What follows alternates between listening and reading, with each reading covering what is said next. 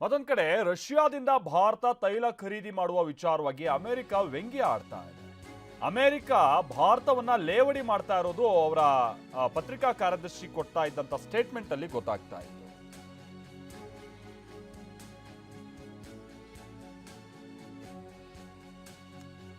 ಭಾರತದ ಬಗ್ಗೆ ಕ್ಯಾರೋಲಿನ್ ಲಿವಿಟ್ ಉದ್ದಟತನದ ಹೇಳಿಕೆ ಕೊಟ್ಟಿದ್ದಾರೆ ಅಂತಾನೆ ಇದನ್ನ ವಿಶ್ಲೇಷಿಸಲಾಗ್ತಾ ಇದೆ.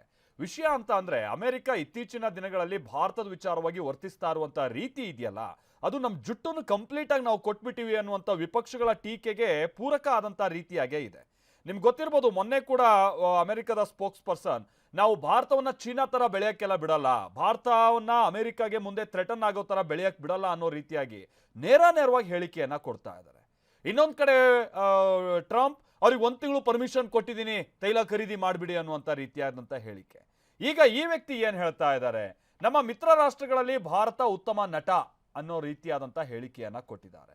ರಷ್ಯಾದಿಂದ ಭಾರತ ತೈಲ ಖರೀದಿಸಲ್ಲ ಅಂತ ಟ್ರಂಪ್ ಘೋಷಿಸಿದ್ದರು, ಆದರೆ ಈಗ ಅವರಿಗೆ 1 ತಿಂಗಳು ಅನುಮತಿಯನ್ನ ಕೊಟ್ಟಿದ್ದೀವಿ, ಅವ್ರು ನಮ್ಮ ಮಿತ್ರ ರಾಷ್ಟ್ರಗಳು ಅವರು ಒಳ್ಳೆ ನಟರು ಅನ್ನೋ ರೀತಿಯಾಗಿ ಹೇಳಿದ್ದಾರೆ.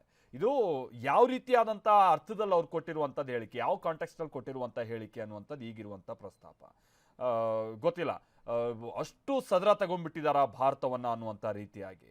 ಮೊನ್ನೆ ತಾನೇ ನಮ್ಮ ಹಿಂದೂ ಮಹಾಸಾಗರದ ಬಳಿ ಹೋಗಿ ನಮ್ಮ ಜೊತೆಗೆ ಬಂದು ಸೇನಾ ಪ್ರಾಕ್ಟೀಸನ್ನು ಮಾಡ್ಕೊಂಡು ವಾಪಸ್ ಹೋಗ್ತಾ ಇದ್ದಂಥ ಹಡಗಿನ ಮೇಲೆ ಹೊಡೆದಿದ್ದಾರೆ. ಅದಕ್ಕೂ ಏನು ಸೊಲ್ಲೆತ್ತೋ ಕೆಲಸ ನಡೀತಾ ಇಲ್ಲ. ಈಗ ನೋಡಿದ್ರೆ ಮೇಲಿನ ಮೇಲೆ ಭಾರತವನ್ನು ಅಪಹಾಸ್ಯ ಮಾಡೋ ರೀತಿಯಾಗಿ, ಟೀಕೆ ಮಾಡೋ ರೀತಿಯಾಗಿ ಬಹಳಷ್ಟು ಸ್ಟೇಟ್ಮೆಂಟ್ಸ್ಗಳು ಅಮೆರಿಕದಿಂದ ಬರ್ತಾ ಇದ್ರು ಕೂಡ ನಮ್ಮ ಸ್ಟ್ರಾಂಗ್ ಸ್ಟ್ಯಾಂಡ್ ಏನಿದೆ ಅನ್ನೋದಿಲ್ ಪ್ರಶ್ನೆ.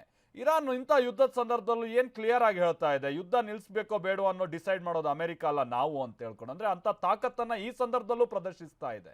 ನಮ್ಮಲ್ಲಿ ಏನು ಸಮಸ್ಯೆ ಆಗಿದೆ, ಅದಿಗಿರುವಂಥ ಪ್ರಶ್ನೆ.